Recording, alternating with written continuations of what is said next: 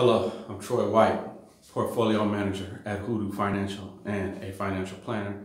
Today what I want to talk about are steps to get a yes from real estate funding sources. Lenders is what I'm talking about. So the list is very long that at first I was going to say, hey, the 5 steps, to get a yes from the lenders, but it's more than 5. And, I can categorize them and break them down, but I thought I would just go ahead and start talking about it and list them all out so you get a more clear understanding of what's required as you engage in your real estate investing journey. So first off, understand that the underwriting requirements are really all that matters. Underwriting requirements are is the picture that you are presenting to the lender, and the underwriter is the person who works for the lender that is going to review your overall package of yourself as the investor and the property and the combination of the two. And they are the one who basically gives the yes or the no. So that's why when I say the underwriting requirements are all that matters. So let's dive into it. So first off, you need to know what the underwriting requirements are for the loan that you're going to need. So those are 2 things right there, the loan that you're going to need. And so first off, you need to understand what type of loan you're looking for. And because there are many types of loans, most people will know your basic 30-year fixed loan, and that's not all that's out there. So as you become a real estate investor, you're gonna need to understand the different types of loans, because you're gonna need different types of loans at different stages of an investment, or different types of investments. So I'm just gonna rattle off some of them. So depending on the property type, is it a commercial property? Then that's a commercial loan. There are different underwriting requirements for a commercial loan. Is it a multifamily investment property? Now, there are different underwriting requirements for those as well, but also the property itself is valued differently based on if it's a multifamily unit dwelling, because the value is based more on the rents that you receive versus how pretty it is and how pretty the neighborhood is. Which leads me to a regular single family residence. That's the value of that type of property. It's just based on the neighborhood. It's a location, and the condition of the property. So that's pretty much all that's going to go into it in valuing the property. And then there are other type of loans like bridge loans, mezzanine loans. These are a loan to achieve some portion of construction. So a bridge loan is a loan that bridges the gap between the construction and the permanent loan. So often that loan is set up with funding in place, with the permanent loan in place already, but it doesn't have to be. You can have a bridge loan over here with this company, and then permanent financing set up already over there. And then we can continue to go, like I said, it depends on the type of property. This could be for a church. There are church loans, completely different underwriting. Could be for a hospital, completely different type of underwriting. And, a gas station, good luck, because it's different. It's different entities that will loan on different types of properties, and some are harder to get funding for than others. And it depends on what the business does, or what the building does. All right, let's keep going. You need to know the cash flow. In order to these are all the issues that you need to address in relation to the underwriting requirements. Does the property cash flow?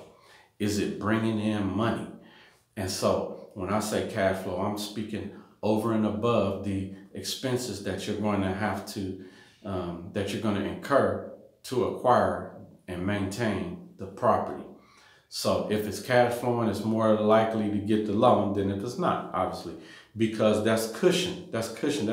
That's insurance for the lender to know that, yeah, okay, his person is going to be making $1,000 over what they need to pay me. So then, okay, I think I can go with that. Now, if you were making $5 over what you required to pay me, they're probably not going to loan it to you. Loan to value. I touched on this a little bit,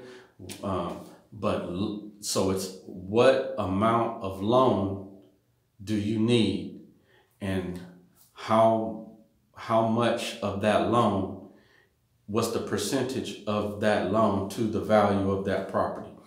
Because again, know your underwriting requirements. So if you require 70% of a loan to the value of this property, or if you require 80% of the loan, these are all major issues, because depending on if you're going to live in it, if you're not, if it's a second home, if it's a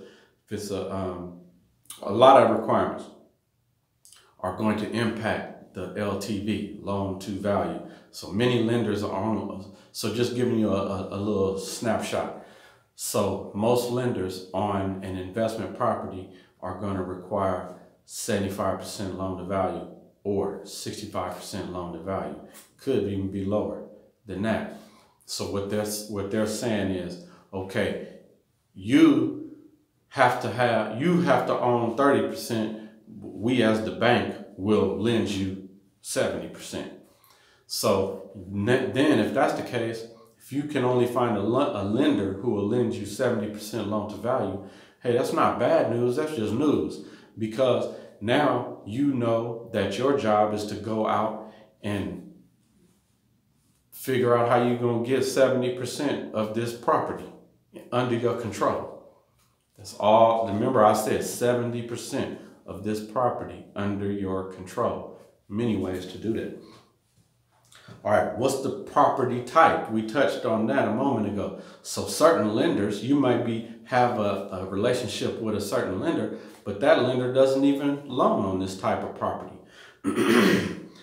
Property location. Now that's important too. So some lenders are not even gonna fool with certain locations.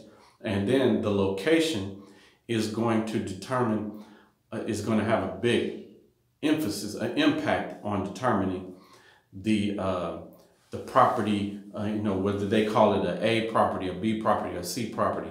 So obviously you can, the lower, the worse. So the worse, the more scrutiny they're going to give. And so the property condition also is in relation to the property location. Some lenders are just looking at your the zip code and they just, I'm not fooling with it. And some will fool with it, but then what condition is it in? And so the condition is also goes back to the cash flow. Now, let's say hypothetically the tenants have been in this property for a long time and you weren't able to raise the rents high. So that right there is going to stunt the growth of the value in that property. So if they've been in there a long time, it's likely that the condition is bad, because if people been in there a long time, you wasn't able to revitalize this property. So some of these things are, go hand in hand, and the underwriter is looking at all of these things, and they're gathering, they're creating a story. These issues, these topics that I'm pointing out, tell a story to the underwriter. And so your job is to make this storyline better. So however you can improve all of these items that I list, that I'm mentioning, is how you improve that story. So the property condition, very important to the underwriting requirements. The loan amount, very important to the underwriting requirements. So you need to know that I need $1 million or I need $800,000. Now that impacts you. If you need $1 million, remember they're only going to give 70% loan to value.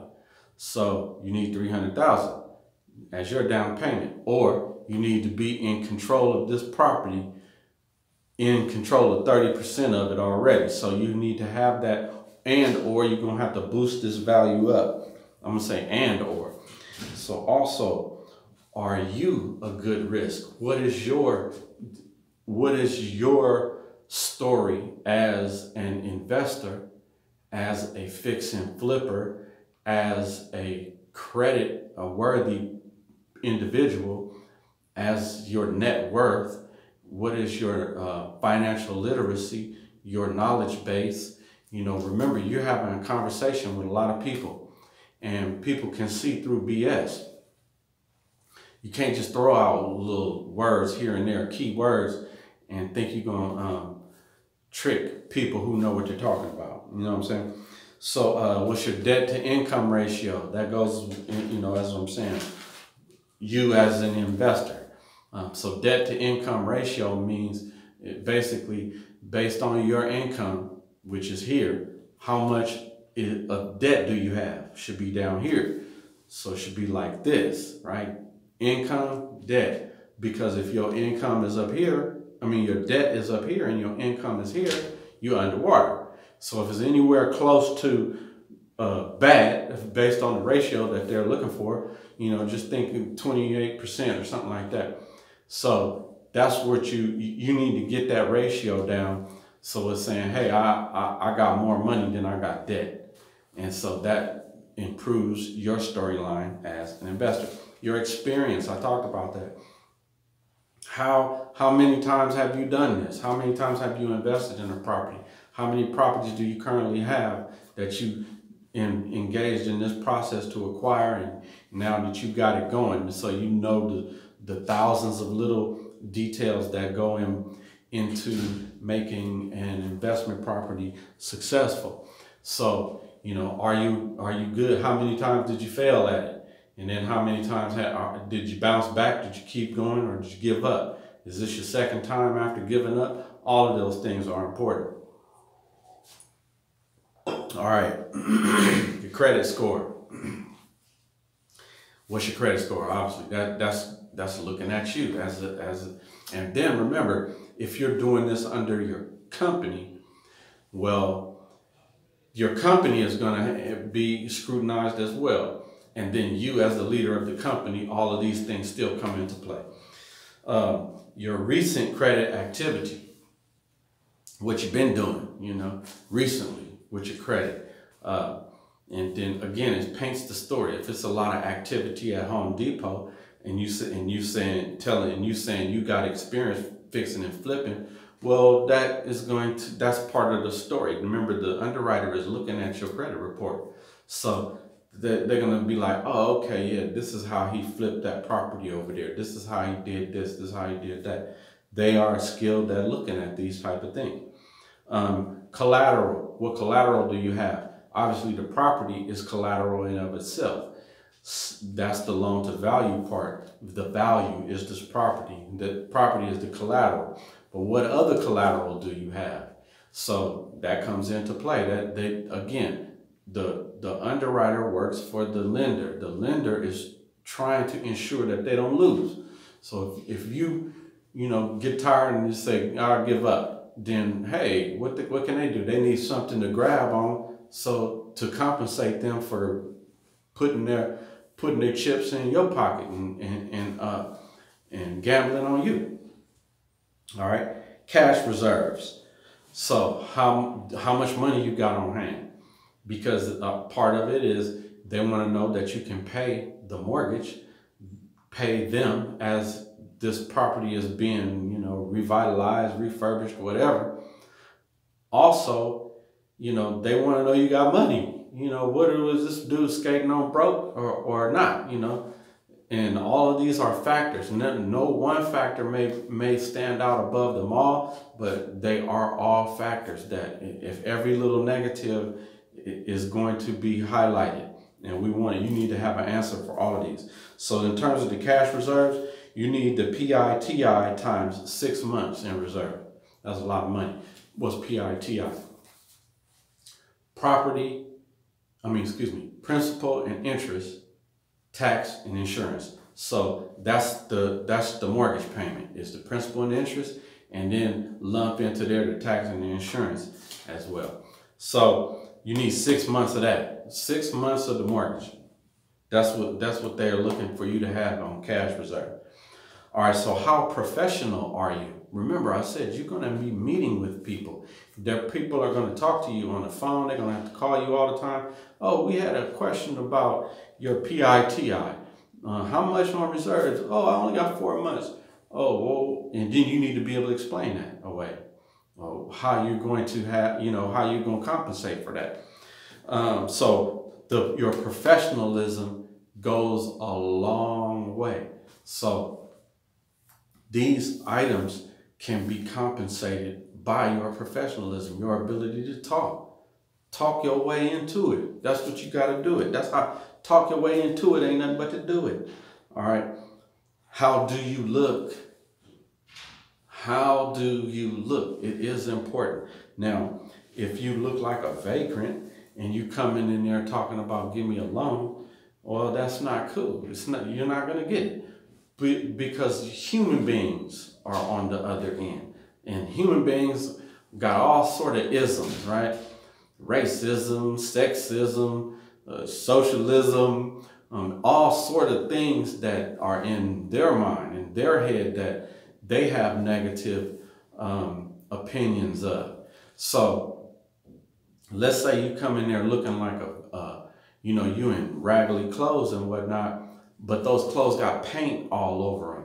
Well, if there's a level of professionalism that you have coming across, and you have a lot of these other areas are on point, then that may be a plus. It's like, oh, okay, he's doing the work. He's just coming from flipping the property. He's working on the property, and he knows he has an answer to all of these questions. So it's not I'm speaking on the way you look. It's not that you need to be in a business suit every time you go talk to this person, but you need to match who you are and what you're talking about. And your level of professionalism has to just be there, and it's going to have to be there to compensate for any negatives you have. So if you're in paint that may be a positive. Coveralls or whatnot.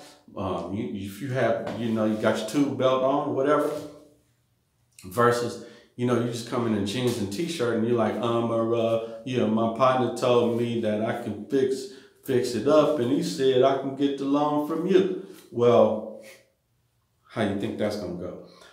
And my next point, how do you communicate?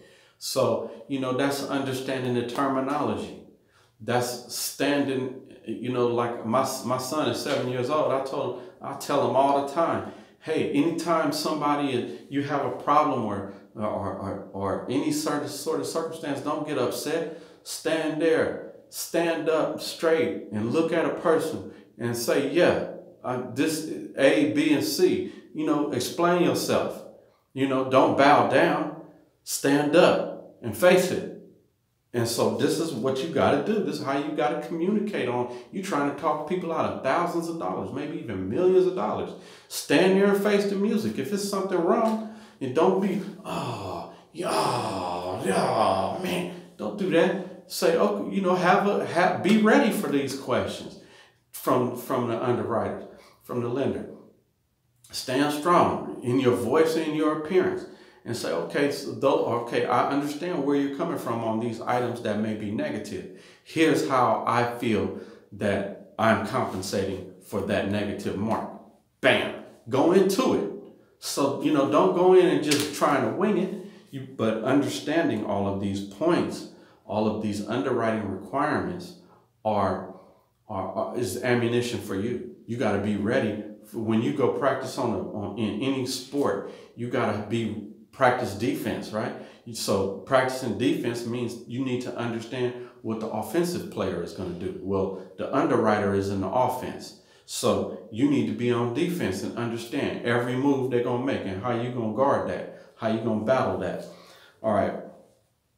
And then we get to your actual loan proposal, because you need to present to the lender what you're trying to do. And that means it's got to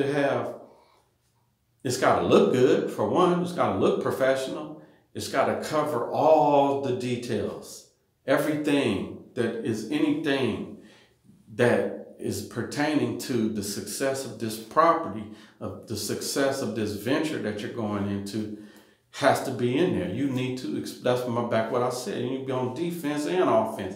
You need to have, when you put the proposal together, that's the offensive move.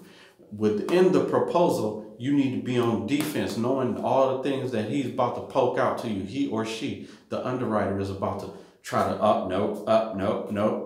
You need to have an answer for all of those, if you want it to work, you know, or otherwise don't waste your time. So the loan proposal has to present the confidence that you know what you're doing. So it has to have clarity. It has to have a summary. Start off with a summary. Hey, hi, speak on the team of investors that you're using, the individuals involved, the projections, very important. A summary of where the property is, how the property, how long the property's been there, how it got to the condition, how it came to your consciousness, how you're going to do it. All of that needs to be clarified. It needs to be concise, not a bunch of fluff.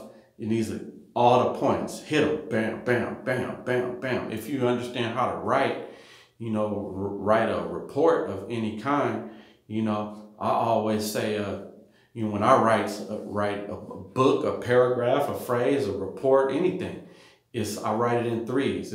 It's the intro, the body, and the conclusion. Now, that's whether it's 3 sentences, 3 paragraphs, 3 pages, whatever. It's going to take it's going to consist of those 3 things. That's how you keep it concise. The intro, the body, the conclusion. So be concise in that way. Convenience and delivery. How are you? You need to be able to email this package to a person. You need to be able to FedEx it to them. You need to be able to mail it to them. You know, all sort of ways that they receive the info. You should probably send it to them 2 ways. So they can have a physical copy, FedEx it, and so that they can instantly have it right now. PDF, the whole thing, laid out, bam, send it to them in an email. Creativity. You know, you need to have creativity in this proposal as well, in that, you know, your logo, you know, some sort of interesting fonts or something to make it creative. Maybe there's some creative financing even involved in it, but somehow it needs to stand out and attract the attention of the underwriter. So, you know, that's what I mean by creative. And then it needs to be complete, thorough, with all the info that's required. It needs to be concise. It needs to be entertaining, have clarity, present the confidence in this. And remember, back to all of these points that you bound to have some negatives. So the proposal itself should address those, and it should exude confidence, and it should make the underwriter feel safe in placing this bet on you, because this bet is a lot of money. It's a lot of money they're putting on the table. So I'm gonna just run through them real quick to just as a reminder, if you're taking notes. These are the requirements, the underwriting requirements that you need to be concerned with when you are engaging in a real estate investment project. Does the property cash flow? What's the loan to value? What's the property type? What's the property location? What's the condition of the property? What's the loan amount? Then speak about yourself. Are you a good risk? You need to have a summary explaining how you are, who you are, what you're about, what's your experience, and so on and so forth. What's your debt to income ratio?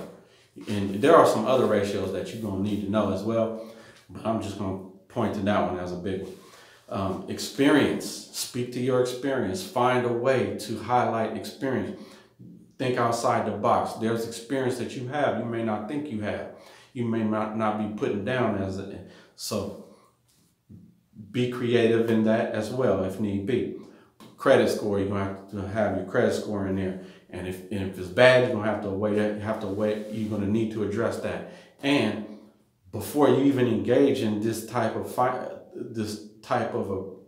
endeavor in real estate investing, start right now getting that credit score up. So I'm telling you the things you need to do. So to start attacking it now before you even find the property, before you even make the proposal.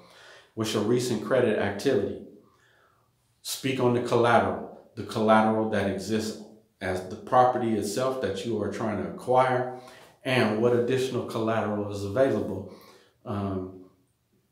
that's backing you as the investor.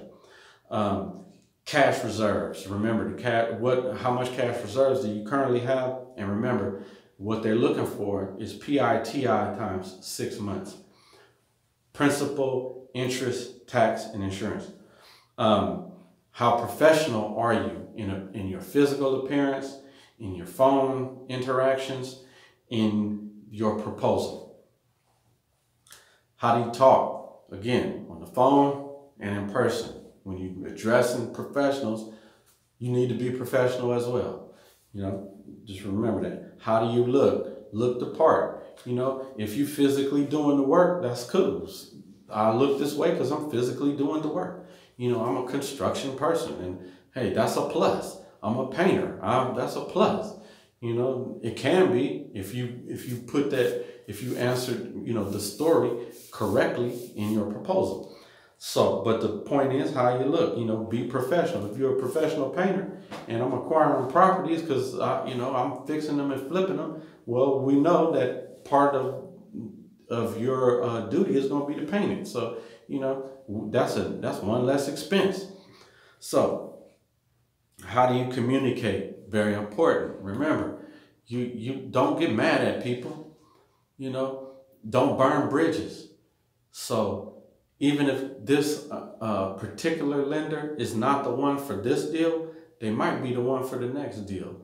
So it's important on how you communicate with them. And then we get to the proposal. The proposal I spoke on, it has to exude confidence, be clear, you know, have clarity with a summary and projections in there. It must be concise, and you must be able to deliver it to them in convenient methods. So I'm speaking of a PDF through an email.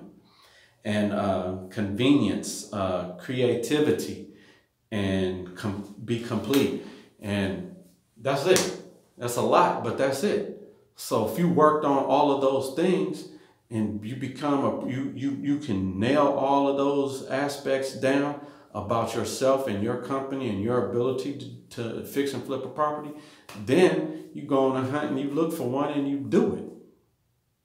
I'm going to stop there. Thanks for listening. Holler back.